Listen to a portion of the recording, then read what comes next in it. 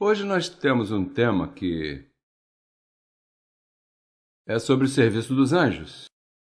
E o tema é Ativando Teu Anjo. Então, nós comentamos sobre esse verso de não são todos eles espíritos ministradores. Um espírito que ministra é um espírito que está desejoso. É como se você ministrasse num lugar e não te deixassem fazê-lo. Aí isso te deprime, não poder ministrar, né? Imagina então que esses espíritos, quando não veem as pessoas se preparando para eles poderem ministrar, porque eles não ministram a todo mundo. Número 1. Se você não serve ao Senhor por meio do evangelho da incircuncisão, eles não te servem. Você mesmo vai levar a tua salvação. Agora, uma vez que entras ao verdadeiro evangelho e te colocas onde deves estar colocado como um ministro competente deste pacto, então aí começa esse serviço angelical. E já lemos Hebreus 1,14, né?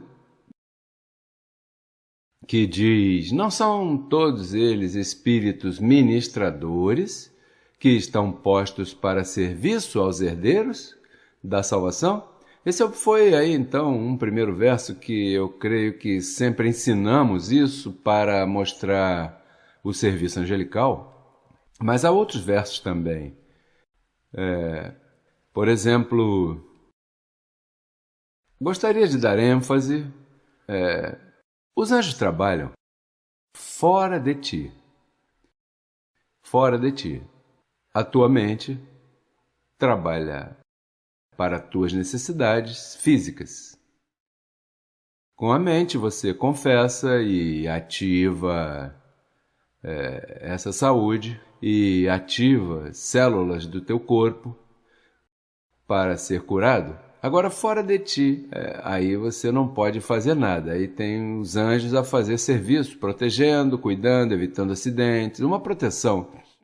A única coisa é que tem um dever da nossa parte. Mas queria ler em Atos 27, verso 23, vejamos um detalhe. Temos aí, verso 23. Paulo ia num navio e que estava tendo problemas e a tormenta que havia no alto mar era muito poderosa. Então ele disse aos que estavam ali, porque esta noite esteve comigo o anjo de Deus, de quem eu sou e a quem sirvo, dizendo, Paulo, não temas, é necessário que tu compareças diante de César, e eis que Deus te concedeu a vida de todos que navegam contigo. O que eu quero fazer ênfase é que os anjos estão para falar. Chega um momento que falam contigo. Agora veja que detalhe, diz aí que você sabe por que nenhuma vida vai se perder? Porque você é um homem de propósito e tem que chegar até César. Mas imagina que você não tenha propósito em tua vida e sempre está sem fazer nada e tal. Bom, deixa que se afogue e vá para a nuvem de testemunha. Para que salvar esse? Se esse aí não tem propósito nenhum. Note que uma das coisas aí, como quem diz, o anjo me disse que vai salvar a mim e a todos vocês que estão comigo, porque é necessário chegar até César. Então tem trabalho. No entanto, veja que depois os anjos não ajudaram. Ele foi morto em Roma, porque o propósito já havia terminado. O propósito da sua vida, nós estamos aqui com um propósito, e chega um momento que, quando você não está mais ativo nesse propósito, então para que o anjo vai te cuidar? Ao contrário, ele tira as mãos para que aconteça contigo o que tiver que acontecer. Digo, isso aconteceu com Paulo, porque ele disse, olha, o anjo me salvou da boca do leão. O anjo me salvou dessa situação. Me fizeram descer por uma janela alta, né? E salvaram minha vida. Mas chegou lá em Roma e ali foi morto pelos apóstolos e os anjos não ajudaram. Porque já havia cumprido o propósito, e o nosso propósito nós temos que cumprir. Então também, note que aí, esse eu não busquei o verso, mas um anjo tocou em Herodes, e o tocou, e diz que tocou o corpo dele, e o corpo dele apodreceu. Diz que imediatamente foi comido por gusanos. Os gusanos apareceram com o toque do anjo. O mais precioso é saber que há anjos ao nosso redor, né? Eu já tive 3 ocasiões em que esses anjos me falaram. E é maravilhoso. E eles não falam muito. Te tocam ou te dizem umas instruções ou te dão... Às vezes são palavras bem curtas que você sabe que é tudo que você precisa escutar naquele momento. E eu diria que, por exemplo, que nesses 18 anos que eu estou aqui, pois eles me falaram umas 3 vezes que eu escutei a voz do anjo. Olha, é uma média, né? 18 anos, a pessoa espera mais, né? Já fazem muitos anos. Que bom se falassem mais. Mas é que se ele falar mais, então você se recosta nisso aí e não te exercita no conhecimento da palavra, que é o importante. A mim mesmo, veja, foram esporádicas as vezes que eu vi essa assistência. Agora tem um detalhe bem importante do serviço angelical e é Salmo 103, verso 20 ao 22. E logo, Salmo 91. Mas vamos primeiro com esse do Salmo 103, verso 20 e 22. Diz aí: bendizei ao Senhor, vós, seus anjos poderosos em fortaleza, que executais o quê? Obedecendo à voz de seus preceitos. Bendizei ao Senhor, vós, todos os seus exércitos, muitos, né? Ministros seus, que fazeis sua vontade. Quando fala de exército é porque são muitos. Por exemplo, no Velho Pacto, uma vez, o profeta tinha Geazi, seu amigo, então Geazi disse: olha, tem muitos inimigos aí. E eu estou com medo, vão acabar conosco. Então o profeta orou para que fosse iluminado, né, fosse tirado uns véus, né, que ele tinha para não ver o mundo espiritual, né, que está ao nosso redor. Por exemplo, a nuvem de testemunhas, você não vê a eles, mas eles veem você, porque você está num ser, num corpo muito deteriorado para ver o lado espiritual. No entanto, se o anjo tocar na tua vista, tira o véu e você pode ver espíritos próximos a você. E então, quando o Senhor tocou na vista de Geazi e ele viu um exército, não viu um anjo, viu um exército e disse muitos anjos ao redor, rodeando assim. Então, ele disse: ah, que proteção mais tremenda! Pois nos teus olhos não vão tocar, porque os teus olhos do entendimento já foram iluminados. E você já deve saber que isso é assim. E por isso é que o apóstolo às vezes diz: não olhando as coisas que se veem, senão as que não se veem. Você está suposto a olhar em fé. A fé olha esse serviço angelical ao nosso redor. Veja o Salmo 91. Veja que belo é esse capítulo 91, do verso 10 ao 16. 91, verso 10 ao 16. Não te sobrevirá mal, nem praga, a tua morada, pois a seus anjos mandará acerca de ti, que te guardem em todos os teus caminhos. Nas mãos te levarão para que teu pé não tropece em pedra. Sobre o leão e a cobra pisarás ao filho do leão e ao dragão. Porquanto em mim puseste seu amor, eu também te livrarei. Te porei em alto, porquanto conheceste meu nome. Me invocará e eu responderei. Estarei contigo na angústia, o livrarei e o glorificarei. Te saciarei de longa vida e te mostrarei minha salvação. O saciarei de longa vida. Sabe como é isso? Uma vida longa e são, porque se está doente, isso não sacia. Enfermo, com problemas, se queixando, isso não serve. Longa vida é que você esteja bem. que desfrute o dia, que te cures. Eu tenho experimentado muita saúde na minha vida. A única coisa é que essa saúde, eu não sei até onde intervêm os anjos aí, porque é um dever meu. Na minha vida física diz, a vida de Jesus que está em mim se manifesta em meu corpo mortal. Então, vamos deixar os anjos de lado e vamos à parte da vida de Jesus em nosso corpo físico. Busquemos segunda carta aos Coríntios, capítulo 4, verso 11 ao 13. Vejamos como diz aí, quanto à vida de Jesus que se manifesta em nosso corpo mortal. Tem que pegar todas as áreas. Serviço angelical por um lado, a vida de Jesus manifestada em teu corpo físico. Faz 2 dias eu me levantei de manhã e entrou em mim um gozo. Eu comecei até a falar em línguas, fazia tempo que eu não falava em línguas, imagina. Comecei a gritar pela casa toda e coloquei uma salsa bem alta.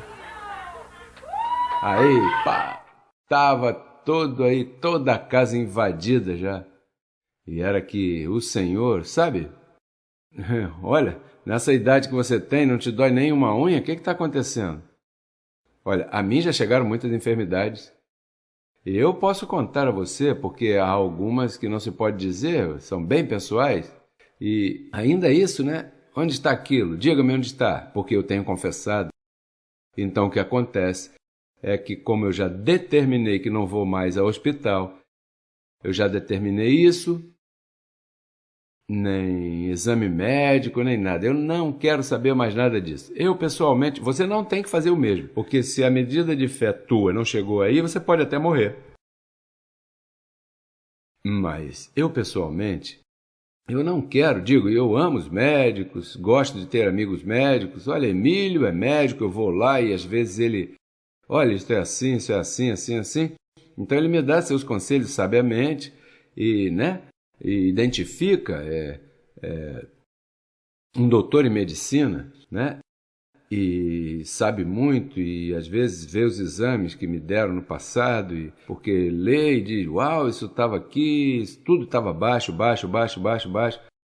Que sintoma você tem agora? Nenhum.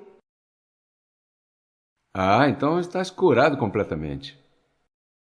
E então, quando a pessoa quando vai recopilando toda essa informação, vem um agradecimento, que você anda em saúde, que você vai desfrutar do teu dia. Imagina, desfrutar, sabe lá, o que é um dia inteiro desfrutar?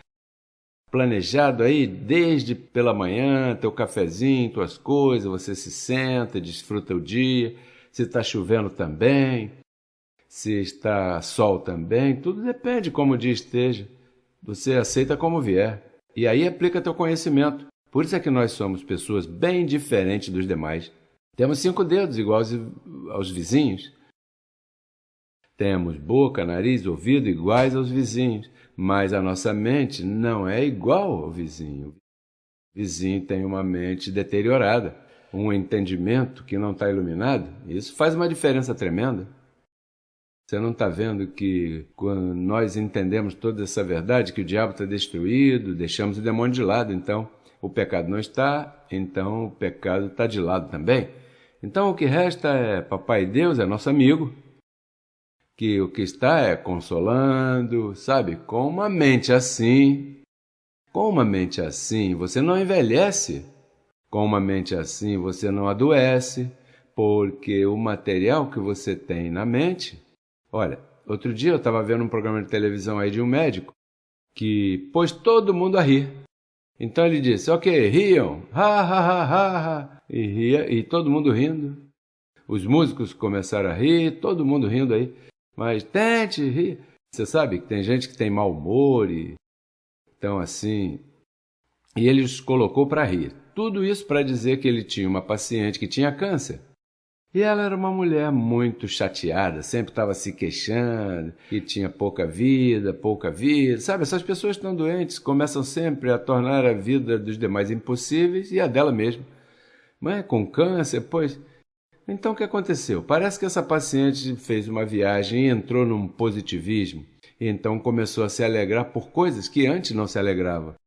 E quando foi até o médico, notou uma melhora, né? Olha, que câmbio você fez na tua vida? Você está tomando algum remédio? Não, é que ultimamente eu estou bem positiva. E tal, me deleito então, porque já que não se pode fazer mais nada, então decidi deleitar-me em vez de ficar aborrecida. E parece que isso lhe fez uma mudança nas células do seu corpo que o próprio corpo, o que o teu corpo físico traz, né? Começou a ministrar nessas deficiências. E melhorou tanto que agora a paciente não vai morrer mais. E então ele colocou todo mundo para rir, buscando que as pessoas se alegrassem, porque estar alegre é melhor que estar triste.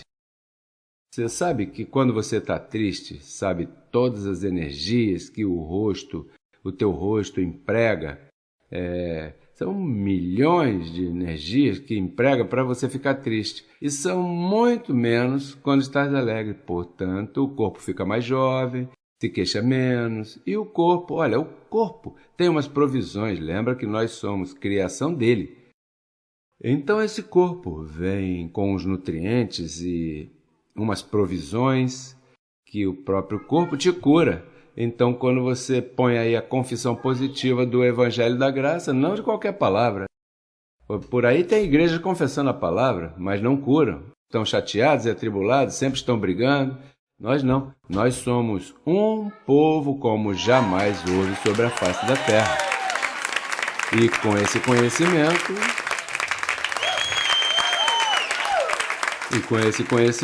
então, por isso tu és bem-aventurado por conhecer essa palavra. Isso é uma bem-aventurança, um investimento que você fez na tua vida. Salmo 91. Já lemos? Não. 2 aos Coríntios, capítulo 4, versos 11 ao 13.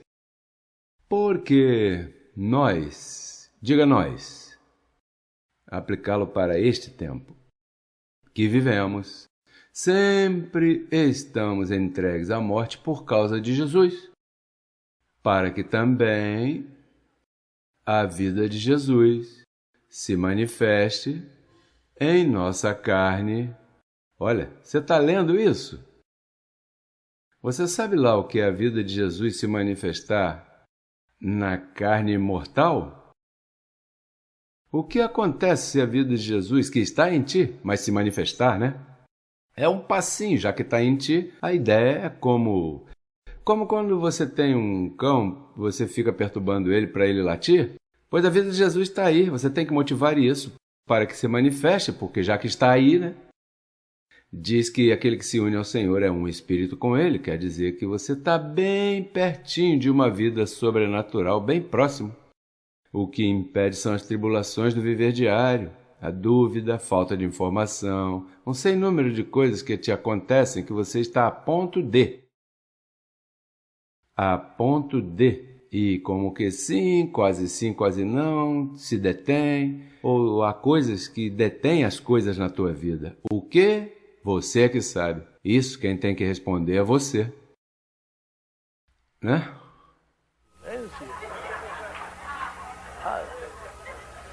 De maneira que a morte atua em nós e em vós a vida. Paulo aí já estava falando dele. Mas, tendo o mesmo espírito de fé, conforme ao que está o quê? Aonde? Escrito aonde? No Evangelho, porque se você se meter lá na lei, a lei não aperfeiçoou nada. Os que dependem das obras da lei estão debaixo de maldição. Vós que vos justificais pela lei, caíste da graça de Cristo, foram desligados. Não é lei, estamos falando especificamente de Romanos a Hebreus. 14 livros. E olha, internet, ouça isso. Olha, você que está assistindo. 14 livros que você precisa para reinar em vida, e não 66. São 14, e tem que ser específico, a menos que você esteja reinando onde você está. Se você está bem, então não me escute. Agora, se você quer estar como eu e como está essa congregação aqui, você tem que escutar a mim, porque então não vai reinar em vida. O Evangelho da Incircuncisão são 14 livros. 14 livros. Você tem que defender. Olha, são 14. Não, tudo é a palavra de Deus. Sim, esta aí foi a palavra de Deus para aquele pacto, mas essa aqui é a palavra de Deus para este pacto. Porque Deus é um Deus de pacto. Não, que é de capa a capa. É, de capa a capa. Uma coisa é velha, outra coisa é nova. Diz que um escriba douto mete as mãos no tesouro e daí saca coisas velhas e coisas novas. Procure meter a mão e meter a cara também para que pegue as novas e deixe as velhas lá, porque isso não faz bem. Não tem que estar fazendo assim, não. Espera aí, eu ponho a mão e ponho também a cara.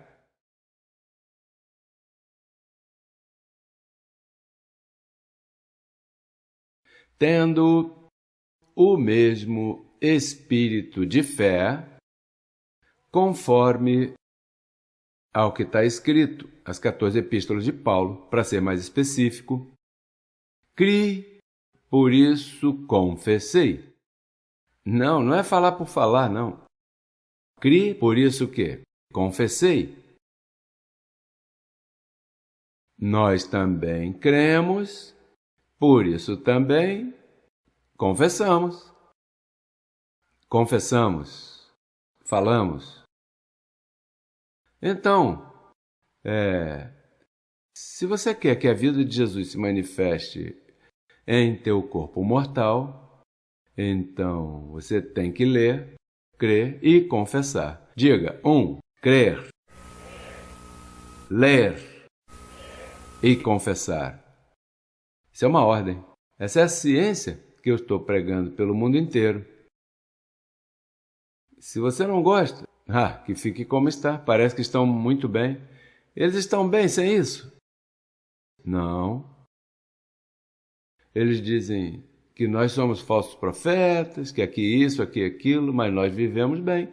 Então eles nos identificam assim, mas quem está mal são eles. Fugindo do diabo, sempre se queixando, sempre criticando, sempre olhando para onde não tem que olhar.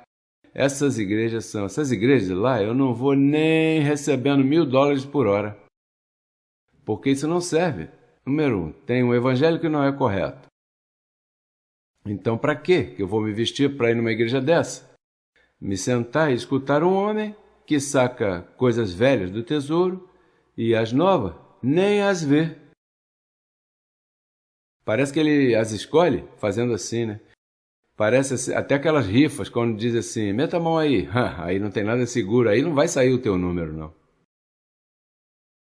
Tem que ser com certeza, que te deem aquilo que é novo. Então, a vida de Jesus se manifesta em teu corpo mortal. E se a vida de Jesus não se manifesta em teu corpo mortal, então aí entra a área dos milagres. Quer dizer que um anjo, fora de ti, está suposto a te cuidar, então ele faz um milagre para você.